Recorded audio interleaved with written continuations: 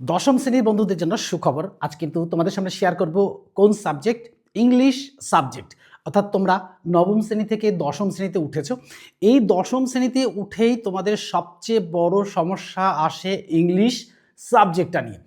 এই সাবজেক্টের কিছু কিছু বিষয় অর্থাৎ রাইটিং স্কিলের সমস্যাটা কিন্তু সবচেয়ে বড় আকার ধারণ করে। তাই আমি কিন্তু তোমাদের এই টেন্স শেখার সাথে সাথে অর্থাৎ টেন্স দুটো পার্ট দিয়েছি আর ফিউচার টেন্স বাকি আছে। আজ কিন্তু ফিউচার টেন্স নয়, আজকে কিন্তু শেয়ার করব প্রিপজিশন। দেখো, এই প্রিপজিশন ভূত কিন্তু আমাদের 8 থেকে মাথায় চেপে বসে, আর 9এও চলে, 10এও চলে, 11এও চলে, 12এও চলে। এই প্রিপজিশন ভূত যদি প্রথম থেকে মাথা থেকে না নামানো যায়, তাহলে এই প্রিপজিশন কিন্তু তোমাদের পিছু ছাড়বে না। এই প্রিপজিশনটা কতদিন পর্যন্ত, অর্থাৎ এইচএস পর্যন্ত তোমাদের প্রিপজিশন ভূত কিন্তু মাথায় চেপেই থাকবে। এই প্রিপজিশন ভূতটাকে তাড়াতে গেলে আমার এই ভিডিওটা দেখতে হবে। অর্থাৎ আমার এই ভিডিওটা দেখলে পরে তোমরা প্রিপজিশন তাড়ানোর যে ওষুধ সেটা কিন্তু পেয়ে যাবে। তাই এই প্রিপজিশন ভূত তাড়ানোর অর্থাৎ প্রিপজিশন ভূতটাকে তাড়ানোর জন্য আজকের এই ভিডিওর মধ্যে দিয়ে তোমরা বুঝে যাবে যে কী করে প্রিপজিশন ভূতটাকে তাড়ানো যায়। এই প্রিপজিশন ভূতটাকে তাড়াতে গেলে কিন্তু আমাদের কিছু রুলস মেনটেন করতেই হয়, অর্থাৎ এমন কিছু করতে হবে না। আমরা তো সবাই টেন্স জানি, আমরা সবাই গ্রামার পার্টটা অনেকটাই জানি। এই গ্রামার পার্টে 30 মার্কসের মধ্যে প্রিপজিশন কিন্তু একটা ভাইটাল ভূমিকা পালন করে। আমরা কি করি না, আমরা আন্দাজে প্রিপজিশন করে দিয়ে চলে আসি। দেখো, এই আন্দাজে করলে পরে নম্বরটা কিন্তু সেই আন্দাজের মতোই আসে। অর্থাৎ সেই যদি 5টা দেয়, তাহলে 3টে হয়তো রাইট হতে পারে, 2টো রাইট হতে পারে, কোনোটাই রাইট নাও হতে পারে। তাই ওই রাস্তাটাকে এড়িয়ে চলতে হবে। অর্থাৎ প্রিপজিশনটাকে সঠিকভাবে বুঝতে হবে। সঠিকভাবে বুঝে যদি তোমরা প্রিপজিশন করো, তাহলে আমার মনে হয় না তোমাদের কোনো অসুবিধা হবে। আজকে কিন্তু একটা পার্ট শেয়ার করবো, ঠিক যতটা পার্ট শেয়ার করা হবে তারপরে কিন্তু দ্বিতীয় পার্টে কিন্তু আরও বাকিটা প্রিপজিশন তোমাদের সাথে শেয়ার করা হবে। আজ দেখা যাক কতটা শেয়ার করতে পারি আর তোমরা কতটা নিতে পারো। তো দেখো, এই প্রিপজিশন করতে গেলে আমি এখানে কিন্তু কিছু লিখেছি। অর্থাৎ কী লিখেছি দেখো, এখানে লিখেছি কিছুই লিখিনি। দেখো, class 10 subject English, topic English grammar, preposition part 1, এইটা কিন্তু লিখেছি। আর এখানে লিখেছি যে এই প্রিপজিশনটা কি, এই প্রিপজিশনটা হচ্ছে পার্টস অফ স্পিচের একটা অংশ বিশেষ, এটা তো আমরা সবাই জানি। তাহলে দেখো, এই প্রিপজিশন কথা হচ্ছে প্রি প্লাস পজিশন, অর্থাৎ প্রি কথার অর্থ হচ্ছে পূর্বে, আর পজিশন কথার অর্থ হচ্ছে অবস্থান। অর্থাৎ এই পূর্বে অবস্থিত সম্বন্ধসূচক ওয়ার্ড। অর্থাৎ কি করে না, প্রিপজিশনটাকে সম্বোধসূচক ওয়ার্ড বলে আমরা জেনে নিই। তো এই প্রিপজিশনটা সম্পর্কে একটু জানলাম। তো আমরা তো প্রিপজিশনের সংজ্ঞাটা অনেকে অনেকভাবে লিখি। তো আমিও একটা এরকম লিখে রেখেছি, হয়তো কোনো বই থেকে হতে পারে, এবার দেখো, বা আমার মন থেকে হতে পারে, দেখো তোমরা দেখে বুঝতে পারবে। তো এখানে লিখেছি যে হোয়াট ইজ প্রিপজিশন, তাহলে বা ডিফাইন প্রিপজিশন। এই প্রিপজিশনটা কি, তাহলে দেখো, a preposition is a word placed before a noun or a pronoun to show its relation to some other word in the sentence। হয়ে গেল আমাদের প্রিপজিশনের একটা সংজ্ঞা। এই সংজ্ঞাটা যে কেউ যেরকমভাবে লিখলেই হবে, অর্থাৎ প্রিপজিশন তো হতেই হবে। প্রিপজিশন না হলে লিখে লাভ কি, দেখো নাউন লিখে বসে আছে, তাহলে তার প্রিপজিশন বলতে পারবে না। প্রিপজিশনের একটা সংজ্ঞা তোমরা তোমাদের মতো বেছে নেবে। তাহলে এই প্রিপজিশনগুলো কি কি, আমরা কমন কতগুলো প্রিপজিশন নিয়ে আলোচনা করব, যেগুলো আমরা মাঝে মাঝেই ভুল করে ফেলি। আর এই ভুলের প্রায়শ্চিত্ত আমাদের কোথায় করতে হয়, এই পরীক্ষার হলে গিয়ে। অর্থাৎ আন্দাজে নাম্বারটা আন্দাজে করে আসি, আর নাম্বারটা কিন্তু এক্সামিনার সেই আন্দাজের মতোই দিয়ে দেয়, বুঝতেই পারছো। আন্দাজে ভুল হলে ওনারও সেই আন্দাজে ভুল হয়ে যাবে। এই ব্যাপারটা কিন্তু এড়িয়ে চলতে হবে। তাহলে সেই প্রিপজিশনগুলো কী কী, এটাও একটু জানতে হবে। তা জানলে পরে কী হবে, দেখো, এই প্রিপজিশনগুলো আমরা লিখতে পারি কী কী, নাকি ইন লিখতে পারি, অন লিখতে পারি, আন্ডার লিখতে পারি, অ্যাবভ লিখতে পারি, বিলো লিখতে পারি,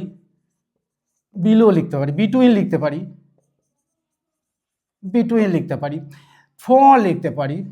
হ্যাঁ, তাহলে এই যে উইথ লিখতে পারি, বাই লিখতে পারি, অনেক প্রিপজিশন আছে। তো আমি এখানে যেই কটা তোমাদের সামনে শেয়ার করছি, এর বাইরেও কয়েকটা শেয়ার করব। এবার দেখো, এই যে প্রিপজিশনগুলো আমরা লিখেছি, এই প্রিপজিশনগুলো করার যে একটা নিয়ম আছে। তো দেখো, আমি যদি মনে করি যে ধরো যে আমার এই বস্তুটি, ধরো একটা বইটাই, ধরো এই বইটা, এই যে বইটা দেখতে পাচ্ছ, একটা বই, এই বইটাই কিন্তু এই বই দিয়েই তোমাদের বোঝাবো যে কী করে দেখো প্রিপজিশনগুলো করতে পারি। তা আমরা যদি এরকম বলি অনটা বলি। তো দেখো এই যে দ্য পেন ইজ কোথায়, আমরা বইতে পড়ি on the book, the pen is on the book. এই কেন হলো এইটা জানতে গেলেই কিন্তু আমাদের এটা করতে হবে। দেখো এই যে অন, এই যে দেখো এর ওপরে ঠিক লেগে রয়েছে, অর্থাৎ বস্তুটির সঙ্গে একটা বস্তু লেগে রয়েছে, এইটা হলো অন। এই যে অনটা আমরা বুঝে ফেলেছি, দ্য পেন ইজ কোথায়, অন দ্য বুক, অর্থাৎ বইয়ের উপরে রয়েছে কলমটি। তাহলে এই অনটা আমরা কিন্তু বুঝে ফেলেছি। এবার দেখো যদি আমরা এই কলমটা বইয়ের তলায় রাখি তাহলে কি হবে, the book is under the pen is under the book. এই দেখো এইটা ধরো টেবিলের উপরে বইটা রয়েছে আর বইয়ের তলায় কিন্তু রয়েছে এই পেনটা, the pen is under the table, এইটা হচ্ছে আন্ডার। তাহলে এই যে অন গেল আর আন্ডার গেল, তা দেখো দ্য পেনটি কোথায়, এই যে ইনটা কি, the pen is in the book. হ্যাঁ, এই যে দেখতেই পাচ্ছ, in the book, the pen is in my pocket, the parts is যদি পেনটা হয় ইনটু দ্য, তাহলে এই যে the pen is into the, এখানে যে একটা নির্দিষ্ট গতি বোঝাচ্ছে, তাহলে ইনটু হয়ে গেল, এই যে দেখতে পাচ্ছি না ইনটু। তাহলে আমরা ইন, অন, আন্ডার আর ইনটু বললাম। এবার দেখো এই ঠিক এই বইটারই ঠিক কোথায় আছে কলমটা একটুখানি উপরে আছে, the pen is dash the book, বই থেকে কত, অর্থাৎ ওভার দ্য বুক, এই যে ওভার। আর কি, এই পেনটা যদি অনেক উপরে থাকে, যত ধরো এটাকে ধরো আমাদের মাটি ধরলাম বা আমাদের সমতল অঞ্চল ধরলাম, এটাকে এরোপ্লেন ধরলাম। তো দেখো এই এরোপ্লেনটা কোথায় যাবে, যখন এই যে অনেকটা আকাশের অনেকটুকু বুদ্ধি, ধরো আমরা তো এতটা দেখাতে পারছি না, এইটুকু দেখাতে পারবো, তাহলে ধরো পেনটা কিন্তু একটুখানি নয়, অর্থাৎ প্লেনটা কোথা দিয়ে যাচ্ছে, আকাশের অনেকটা উপর দিয়ে, অর্থাৎ আকাশের উপর দিয়ে যাচ্ছে। দ্য এরোপ্লেন ইজ মুভিং কোথা দিয়ে, over our above our head, এই যে above the ground above the our head, অর্থাৎ এরোপ্লেন চলে আমাদের মাথার অনেক উপর দিয়ে, অর্থাৎ মাথার অনেক উপর দিয়ে চললে তাহলে কী হবে, এই দেখো ইন হচ্ছে এটা হলো, অন হচ্ছে এটা হলো, আর ওভারঅল একটুখানি উপরে, আর অ্যাবোভ হলে মাথা থেকে অনেক উপরে। কারণ দ্য বার্ডস ফ্লাই, পাখিরা কোথা দিয়ে ওড়ে, অ্যাবোভ আওয়ার হেড, অর্থাৎ মাথা থেকে অনেক উপর দিয়ে পাখিরা ওড়ে। তাহলে এই যে আমাদের ঘরে ফ্যান রয়েছে, এই ফ্যানটা কোথায় রয়েছে, আমাদের মাথা থেকে একটু ওপরে, তাহলে ফ্যানটা ঘুরছে, দ্য ফ্যান ইজ মুভিং কোথায়, ওভার আওয়ার হেড, এই যে মাথা থেকে একটুখানি উপরে, তাহলে ওভার গেল আর অ্যাবোভ গেল। এবার দেখো যদি আমরা ধরি আর একটা কলম নিই, যদি আর একটা কলম নিয়ে দেখাই, দেখো বা এইখানে তোমাদের এঁকে দেখা সবচেয়ে ভালো হবে। দেখো এখানে ধরো একটা বুক রয়েছে, এই বুকটা এখানে রয়েছে আর এখানে একটা বুক রয়েছে, এই দুটো বুক কিন্তু এখানে রয়েছে। এই বুকের মাঝখানটায়, দুটো বুকের মাঝখানে একটা কি রয়েছে, একটা কাপ রয়েছে, এই যে একটা কাপ রয়েছে। তো আমরা দেখতেই পাচ্ছি দ্য কাপ ইজ বিটুইন, এই যে বিটুইন টু বুকস, এই বইটারও মাঝখানে এই বইটারও মাঝখানে, এই দুটোর মাঝখানে এটা কিন্তু বিটুইন হয়ে গেল। এটা বিটুইনটা আমরা বুঝে গেলাম। তাহলে আমরা বিটুইনে বুঝলাম, এবার বুঝবো ধরো এটা একটা বই, এই বইটারই কোথায় আমরা in front of, behind, left hand side, right hand side বুঝবো। দ্য পেন ইজ, দেখো the pen is in front of the book, বইয়ের সামনে, the pen is behind the book, এই যে বইয়ের পিছনে। এবার the pen is left hand side, তাহলে আমাদের লেফট হ্যান্ড সাইড এটা, তাহলে left hand side of the book, অর্থাৎ বইয়ের বাম দিকে। The pen is right hand side of the book, অর্থাৎ এই পেনটি কোথায় আছে, বইয়ের ঠিক ডান দিকে আছে। তাহলে আমরা এই left hand side, right hand side, in front of, behind, এটাও কিন্তু বুঝে গেলাম। তাহলে দেখো খুব সহজ এই বস্তুগুলো সম্পর্কে আমরা জেনে যাচ্ছি, যে এটা জেনে গেলে আমাদের কোনো সমস্যাই আসবে না। তো প্রাথমিকটা আমাদের জানতেই হবে যে এটা কেন হচ্ছে। এবার দেখো নেয়ার কোথায় হতে পারে, the pen is near the book, এই যে পেনটা কোথায়, বইয়ের কাছে। তো কাছেটা কোথায় হতে পারে, আমার সামনেও কাছে, পিছনেও কাছে, লেফট হ্যান্ড সাইডেও কাছে, রাইট হ্যান্ড সাইডেও কাছে। এই কাছেটা দেখো, এটা পেনটা কাছে, এটাও কাছে, নেয়ার দ্য বুক এটাও কাছে, এটাও কাছে, আবার এটাও কাছে। তাহলে দুটো, তিনটে, চারটে দিকে কিন্তু কাছে হলো। এটাও দেখো কাছে, আবার দেখো এটাও কাছে, আবার দেখো এটাও কাছে, আবার দেখো এটাও কাছে, এই যে কাছে। The pen is near the book, সেটা কী হতে পারে, maybe left hand side, maybe right hand side, maybe in front of, maybe behind, এই চারটে পাশে কিন্তু হতে পারে। এবার আসবো আমরা এই যে বাই আর উইথ, এই যে বাই আর উইথ বোঝাতে গেলে আমাদের জানের জ্বালা হয়ে যায়। এই যে বাইটাই বা কী করে বুঝবো আর উইথটাই বা কী করে বুঝবো। তাহলে দেখো আমরা তো কখনো কখনো লিখে ফেলি, হ্যাঁ, যেমন একটা উদাহরণ দিয়ে হিসাবে বলতে পারি, I go to school with my mother or parents. তাহলে বাবা মায়ের সাথে আমি স্কুলে যাচ্ছি, তাহলে কি হবে, এই I go to school dash my parents, কি লিখবে, by my parents, with my parents. এই যে একটা কনফিউশন, এই কনফিউশনটা কিন্তু আমাদের মাথায় কুড়ে করে খায়। কী করে বুঝবো, এটা বোঝাটা না জানলে, ঠিক করে যদি না বুঝতে পারি তাহলে কী হবে, তাহলে কিন্তু আমাদের বোঝাটাও ভুল হয়ে যাবে। দেখো, আমরা যখন বাবা মায়ের সাথে স্কুলে যাই, আমরা বড় হয়ে কথা তো বলিনি, আমরা বাবা মায়ের সাথে যখন স্কুলে যাই বাবা মায়ের হাত ধরে ধরে যাই। তাহলে I go to school with my parents, এই যে বাবা মায়ের হাত ধরে ধরে এগিয়ে গেলাম। আবার কি, এই যে বাই হয়ে গেল, তাহলে আমি লিখছি, তাহলে I write dash my pen. এই যে আমি লিখছি, এই যে লেখাটা দেখো, I write with dash with my pens, এই যে লিখছি, হ্যাঁ, এই যে রিড, এই যে রিড লিখলাম। দেখো, এই যে পেনটা ধরেছি, পেনের সঙ্গে আমার হাতের যোগাযোগ আছে। যতক্ষণ পর্যন্ত এই বোর্ডের উপরে টাচ না করছি, লেখাটা আর ই এ ডি রিড না লিখছি, ততক্ষণ পর্যন্ত এটা হচ্ছে না। তাহলে দেখো, এই যে লেখার সাথে, বোর্ডের সাথে, কলমের সাথে আমার হাতের সঙ্গে যোগ, ঠিক যেমন করে তোমরা তোমাদের বাবা মায়ের হাত ধরে স্কুলে যাচ্ছিলে, তেমন, যেমন তুমি বা তোমরা, ধরো তোমরা, তাহলে তোমরা, এই তোমরা যাচ্ছিলে কোথায়, বাসে করে বিদ্যালয়ে যাচ্ছিলে। তাহলে আমরা কোথায় বা তোমরা কোথায়, তাহলে we are going to school, কিসে, বাই বাস, এখানে কিন্তু বাসের মধ্যে বসেছিলে। তাহলে কি হলো, এই যে বাসের মধ্যে বসেছিলে, তখন বাসটা কিন্তু তোমাদের ধরে, বাবা মায়ের মতো ধরে নিয়ে স্কুলে যায়নি, বা আমি কলম দিয়ে যখন লিখেছি লেখার সাথে টাচিং হয়নি। তাহলে আই গো টু স্কুল আর we go to school by bus হয়ে গেল। আবার দেখো, আরও একটা সহজ উদাহরণের মধ্যে দিয়ে আমরা তোমাদের বোঝাই, যেমন বাই আর উইথ। দেখো আমরা লিখছি, তখন কি হচ্ছে, লেখার সাথে, কলমের সাথে, হাতে, এই যে হাতের উপরে এটা লিখছি, বা বোর্ডের উপরে এই যে লিখছি, এই যে লিখছি, এই যে লিখছি, এই যে লেখার দাগ পড়ছে, এটা কিন্তু উইথ হলো, আই রাইট উইথ পেন। ঠিক এমনিভাবেই আমরা যখন কি করি, দেখো একটা সুন্দর উদাহরণ দিয়ে তোমাদের বোঝাচ্ছি। দ্য হান্টার কি করছে, the hunter kill the tiger dash the গান। এই যে হান্টার, ওটা আমি স্বীকার করছি, এই যে বন্দুক ধরেছি, কিন্তু গুলিটা কিন্তু এখনো বেরোয়নি।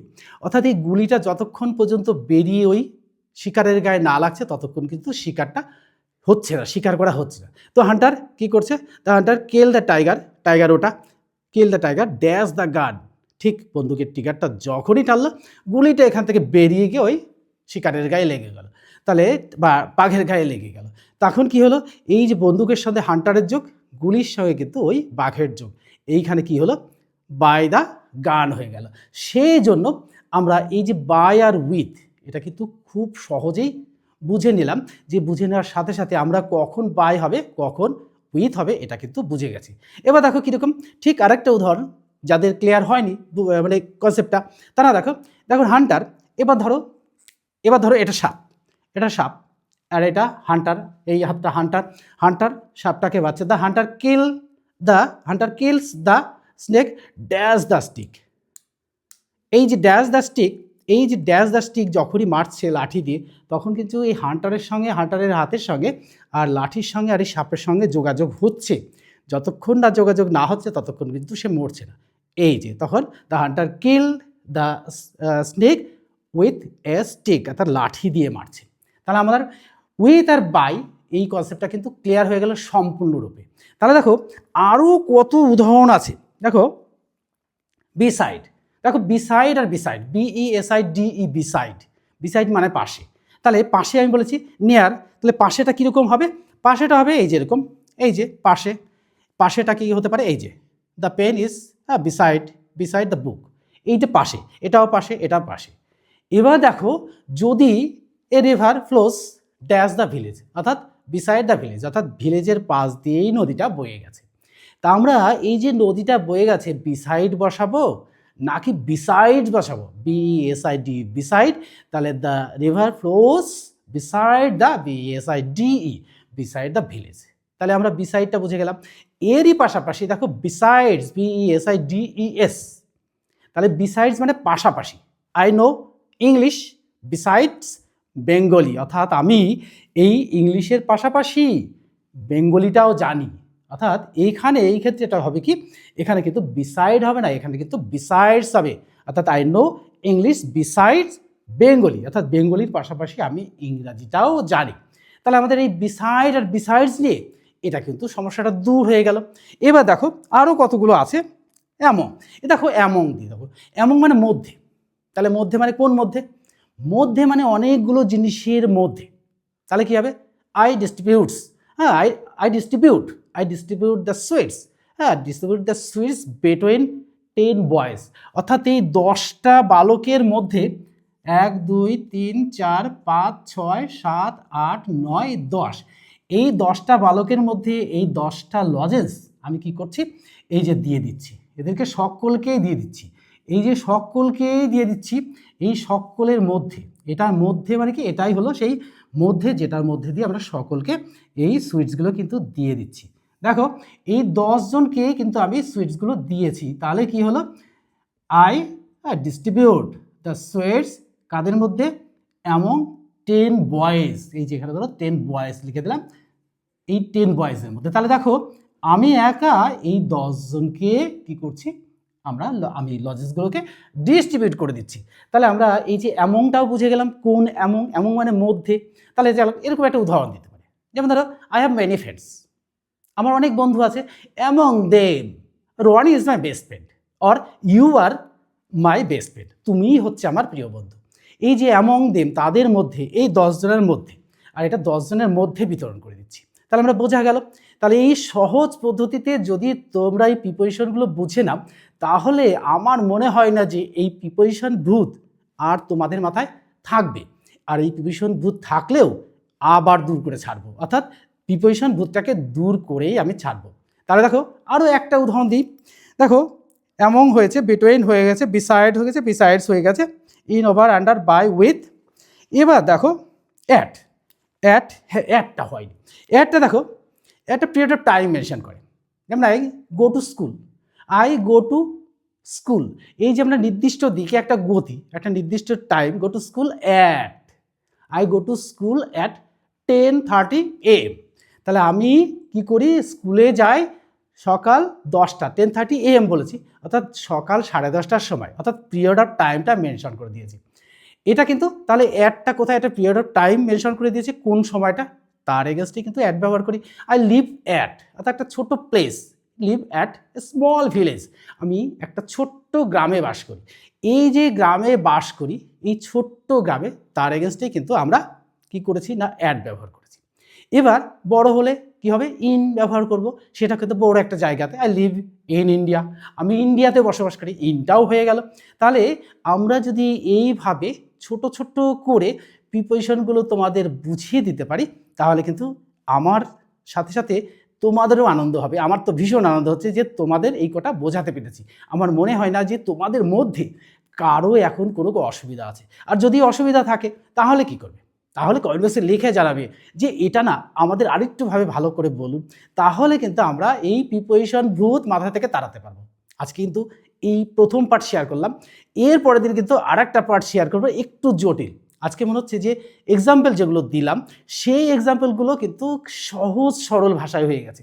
আমি বলবো যে কনসেপ্টটা সহজ সরল ভাষায় শিখতে হবে। কনসেপ্টটাকে যদি আমরা জটিল করে নিই, তাহলে আমাদের বড় বড় ইংরাজি, বড় বড় সেন্টেন্স দিয়ে যদি লিখি, তাহলে কিন্তু আমাদের কনসেপ্টটা ঠিকঠাকভাবে বোঝা যাবে না। তাই কনসেপ্টটাকে সঠিকভাবে বুঝতে হবে। এই কনসেপ্টটাকে যদি সঠিকভাবে তোমরা নিতে পারো, যদি নিতে পারো, তাহলে কি হবে, তোমাদের কিন্তু বড় সেন্টেন্স দিলে তোমরা কিন্তু খুব সহজেই সেই কনসেপ্টগুলো বুঝতে পারবে। তাহলে কি হবে, তোমরাও বুঝে যাবে। আর কি হবে, এইটা বন্ধুদের মধ্যে, অর্থাৎ ধরো এখন এই যে তোমরা ভিডিও দেখছো, এই দেখার সাথে সাথে তোমরা কিন্তু বন্ধুদের মধ্যে শেয়ার করতে ভুলবে না। কেননা দেখো, বন্ধুদের যদি একটু ছোট্ট একটা, বন্ধু মানে কি বুঝতেই পারছো, বন্ধু মানে সবাই। তো বন্ধু তোমার ক্লাসের বন্ধুরা, তোমার বন্ধুদের যদি শেখাতে পারো বা শেয়ার করতে পারো, বা তোমাদের যারা ছোট আছে, তোমাদের পরিবারের সবাই অনেক ছোট আছে, ছোট বাচ্চাদের যারা 5 6 7 8-এ পড়ছে, তাদেরকেও কিন্তু এই কনসেপ্টগুলো শেখাতে পারো। তোমরা নিজেরা শেখাবে। কোনো জায়গায় ফল্ট হলে এইরকম একটু ভিডিও দেখবে, কমেন্ট বক্সে লিখবে, আর কিভাবে, আর ছোটদের কিভাবে বোঝানো যায় এটাও কিন্তু বোঝানো যাবে। আর যদি শেয়ার করে দাও, তাহলে বন্ধুরা জানতে পারবে। তাহলে বন্ধুদের জানানো তো তোমাদেরই কাজ, আমাদের জানানো তোমাদের কাজ, তোমাদের জানানো তোমাদের বন্ধুদের কাজ। আর পুরনো যারা সাবস্ক্রাইবার আছে তারা তো একটা করে লাইক দিতে ভুলবে না। আর নতুন যারা সাবস্ক্রাইবার হচ্ছে তারাও কিন্তু ভিডিও থেকে লাইক দিয়ে দেবে। আর কি করবে, চ্যানেলটিকে সাবস্ক্রাইব করে রাখবে। তাহলে কি হবে, প্রথমেই তোমাদের কাছে এই ভিডিওগুলো চলে যাবে। এই ভিডিওগুলো মজাদার ভিডিও, দেখো গল্পের ছলে বোঝাচ্ছি, আমরা কিন্তু কঠিন কিছু করছি না। কঠিন কিছু না করেই কিন্তু এই প্রিপোজিশন ভূত মাথা থেকে সম্পূর্ণরূপে দূর করতে পারবো, এটা কিন্তু আমরা আশা রাখি। তো আজকে এই পর্যন্তই, প্রথম পার্টটা আজকে, আর একটা পার্ট এখান থেকে শেয়ার করো, দ্বিতীয় পার্ট, সেখানে কিন্তু তোমরা সঙ্গে থাকবে। সেখানে কিন্তু একটু জটিল জটিল ভাষা, জটিল জটিল সেন্টেন্সের মধ্যে দিয়ে কিন্তু সেই প্রিপারেশনগুলো তোমাদের একটু বুঝতে অসুবিধা হবে, কিন্তু আমি যদি এরকম সোজা ভাষায় তোমাদের কনসেপ্টটাকে মাথায় দিতে পারি, আমার মনে হয় না যে এই কনসেপ্টটা নিয়ে তোমাদের আর কোনো সমস্যা থাকবে। তাহলে আজকে এই পর্যন্তই। Good bye friends.